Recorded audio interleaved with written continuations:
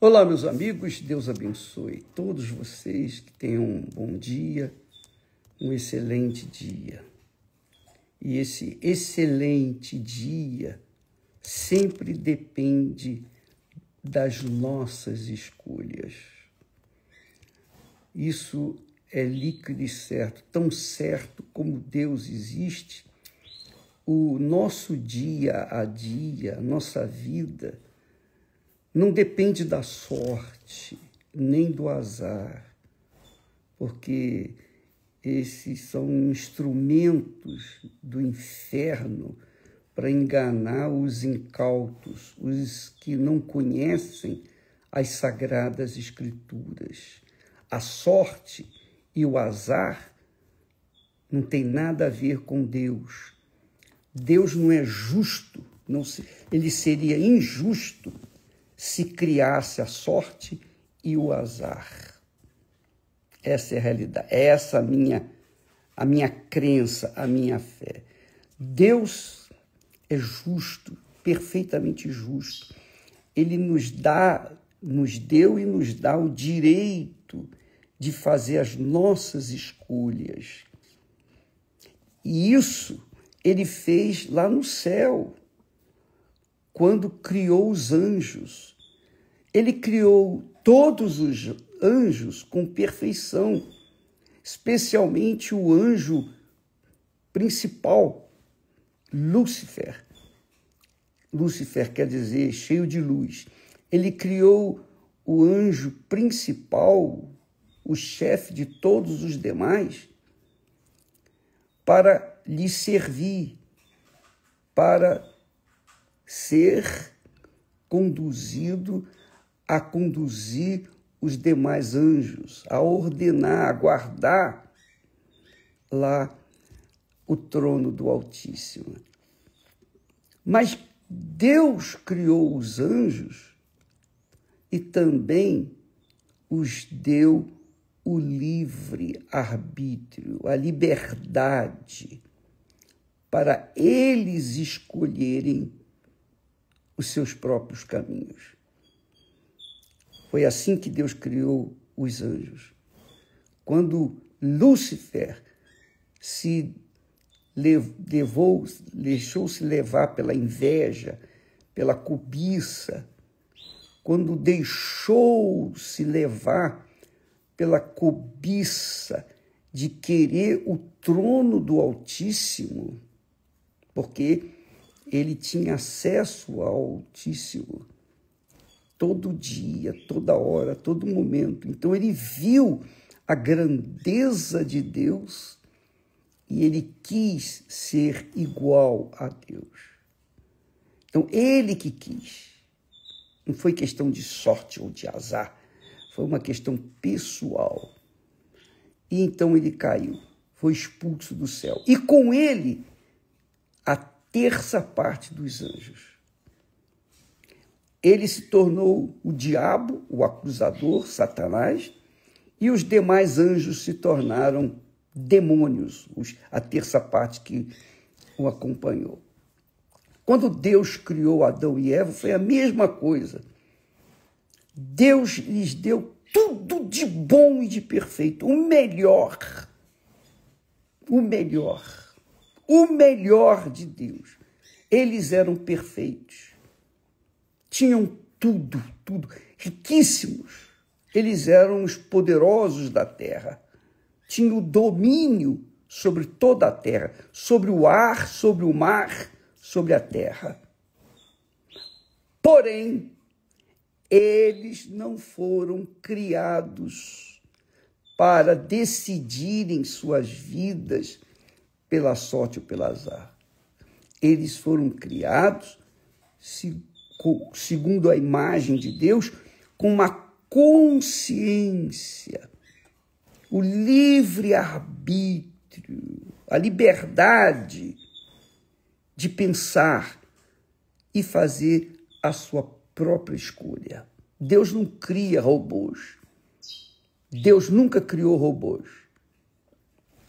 Deus criou os seres com o direito de escolher o bem e o mal.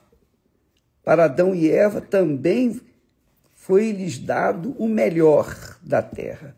Mesmo assim, não satisfeitos com tudo do bom e do melhor, eles foram curiosos e quiseram conhecer o mal. Eles quiseram conhecer o mal. E o mal, então, se aproveitou e os fez maus também. Caíram em pecado. Então nasceu uma humanidade cruel, má, corrupta, suja, injusta. Então, é o reino do inferno neste mundo. Agora, o que Deus fez? Poxa vida, os anjos erraram. Os anjos viviam aqui comigo, erraram. Adão, que tinha tudo, errou, Adão e Eva. Meu Deus, como é que eu vou fazer? Ele não falou, meu Deus, porque ele é Deus. Mas ele falou, ele pensou, eu penso assim. Ele pensou, não, agora eu quero fazer filhos. Eu quero filhos, verdadeiros filhos, que venham me honrar, como eu mereço, como pai. Quando Deus criou os anjos eram criaturas de Deus. Quando ele criou Adão e Eva eram criaturas de Deus, apesar de serem perfeitos, mas eram criaturas. Mas Deus falou, não, eu quero filhos, porque os meus filhos não vão me trair. Os meus filhos não vão fazer as más escolhas. E realmente, você verifica em todo o evangelho, os 4 evangelhos, que Jesus foi perfeito nas suas escolhas. Mesmo quando tinha o direito de escolher, de optar, ele disse, Pai, não seja feita a minha vontade, mas a tua vontade. Isso é que é filho. E viveu no meio do pecado, e sujeito à carne, sujeito à matéria, como carne e osso. E ele ainda assim foi leal, foi fiel ao Pai todo o tempo.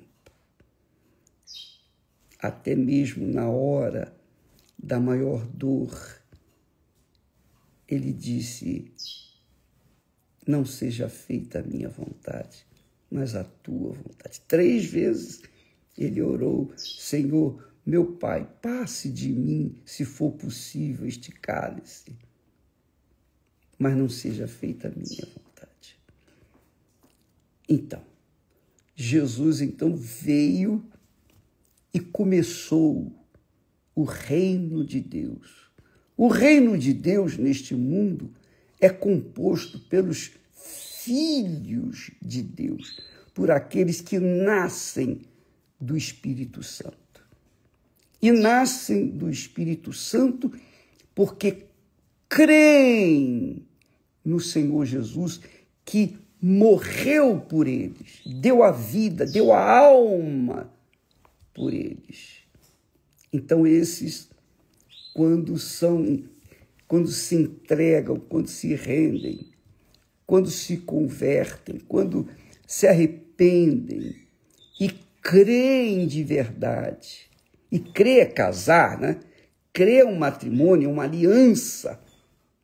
Então, quando a gente crê em Deus de verdade, de fato, então a gente tem uma aliança com Deus. Aí sim, o Espírito Santo vem e faz a gente nascer de novo. Aí sim, nós deixamos de ser criaturas humanas para sermos filhos de Deus. E Jesus ensinou para aqueles que o seguiam, vós orareis assim, Pai nosso, que estás nos céus. Quer dizer, somente os filhos aqueles que nasceram da água e do Espírito Santo têm o privilégio de dizer Pai Nosso. E o Pai tem a obrigação para com seus filhos. E o Pai quer ser requerido pelos seus filhos. O Pai quer comunhão com os seus filhos.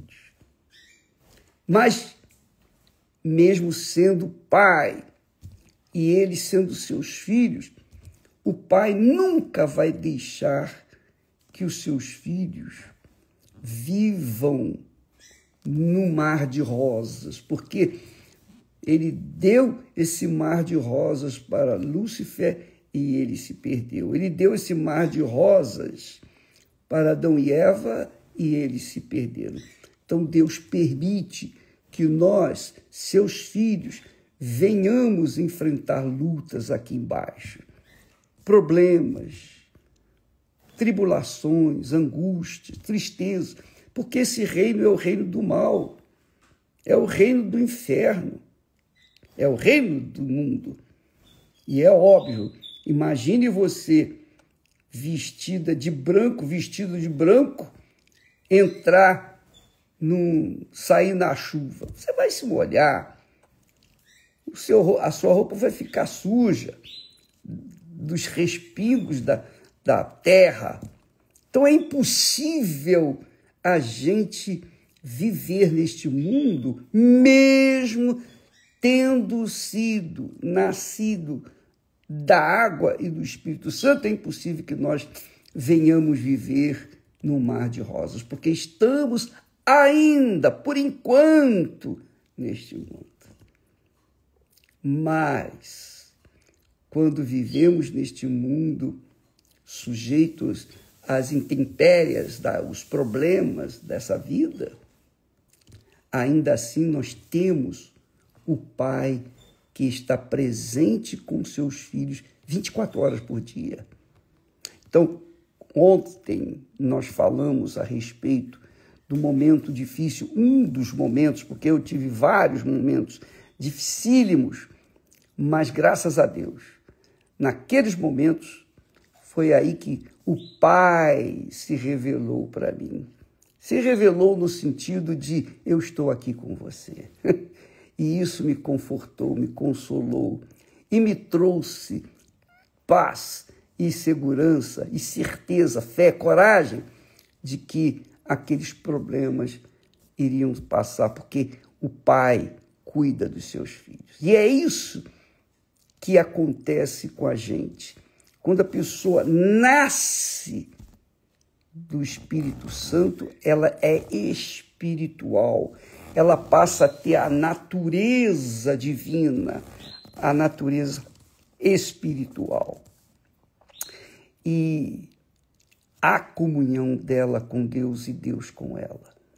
Então, quando nós enfrentamos problemas, dificuldades, Deus quer que a gente venha depender dele. É o Pai. Ele é o Pai presente.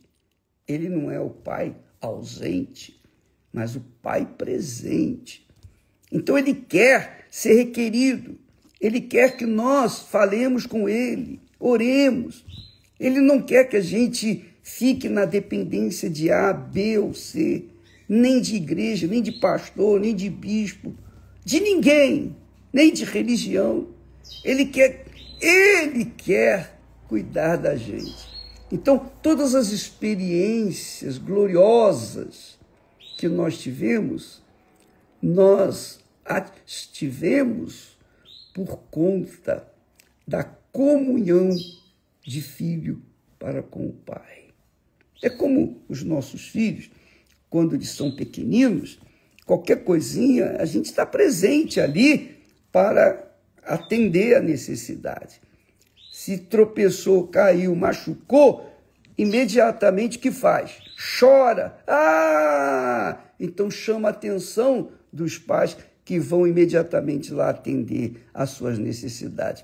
E assim é Deus, o Deus Pai.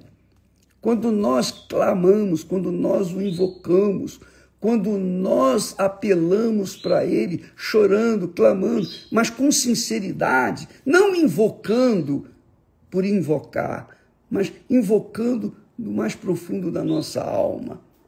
Então o Pai vem e nos estende a mão. Então é uma opção que cada ser humano tem, de ser uma nova criatura, de ser uma criatura segundo o Pai eterno, ser filho de Deus de verdade, para poder, nas suas tribulações, contar com o Pai e vê-lo presente em suas vidas e, então, saber que Ele está por cima de todas as coisas. Deus fez isso com Israel. Nós temos em toda a Sagrada Escritura a história do povo de Israel, que começou com Abraão, e depois veio Isaac, depois veio Jacó e as 12 tribos. Então, amiga e amigo, Deus sempre foi Pai daqueles que contam com Ele, daqueles que confiam nele, daqueles que dependem dele. Então, quando uma pessoa está aflito, com problemas, e se diz filha de Deus, no momento da situação crítica, o que ela tem que fazer? Ela tem que chorar, clamar, pedir. E o Pai vai vir ao seu encontro. Mas se ela apela para os outros, se ela fica na expectativa, na dependência de ajuda de terceiros, seja parente, seja a igreja, seja o pastor, seja o bispo, seja lá quem for, então ela já não depende do Pai, ela depende das pessoas, ela depende da religião. E aí nós temos aí pessoas fracassadas, pessoas que creem em Deus, por um lado, mas na hora do vamos ver, correm tentando ajuda aqui, ali e acolá. E por isso ficam reclamando, lamentando, puxa vida, eu estou na igreja há tanto tempo, olha só a minha vida, etc. E começa a reclamar. Mas nós temos o direito, nós temos o privilégio de apelarmos para o Pai, o nosso Pai, e cobrarmos dele, é essa palavra, o verbo, cobrar do nosso Pai o que de direito nós temos, porque ele é o nosso Pai. Desde o momento que nós nascemos dele, ele tem obrigações para conosco, da mesma forma como nós temos obrigações para com ele. É isso que eu entendo de fé cristã. É isso que me vem à memória. Deus é Pai. Deus é grande. Deus não está distante dos seus filhos. Agora, claro, quando a pessoa não é filha, mesmo que ela não seja filha, mas se ela invoca Deus, ó meu Deus, eu não te conheço, não sei se o Senhor existe, eu não sei se o Senhor é pai ou é mãe, eu não sei, eu sei uma coisa, se o Senhor existe, tem misericórdia de mim. Ela não é de Deus, ela não é nascida de Deus, mas Deus atende. Porque ele gosta, ele ama ser requerido. Sabe lá o que é o filho, a filha, vir e falar, meu pai, me ajuda. Puxa, eu, como pai, eu posso falar isso. Eu posso, você também, você que é pai, você que é mãe, não é? Você gosta de ajudar sua filha, seu filho, atender, é ou não é? A gente tem prazer em atender os nossos filhos, prazer. E quando os nossos filhos não querem ouvir a nossa voz, não querem depender da gente, eles não querem, eles escolhem viver as suas próprias vidas, fazer as suas próprias escolhas, se arrebentar lá fora, o que nós, pais, podemos fazer por eles? Se eles são adultos, se eles mandam em si mesmos, se eles já têm a cabeça feita por esse mundo, o que nós, pais, podemos fazer por eles? Eles vão vir pedir ajuda? Não. Não vão pedir ajuda. Eles vão continuar tentando, se batendo, pulando, dependendo dos outros, mas não querem nada com o pai. Por quê? Por quê? Porque não querem se submeter ao pai. Só isso. Não querem se sujeitar ao pai. Preferem se sujeitar ao mundo, se sujeitar ao mal, se sujeitar aos amigos, aos colegas, à internet, enfim, do que se sujeitar ao pai. Porque parece que tem ojeriza ao pai.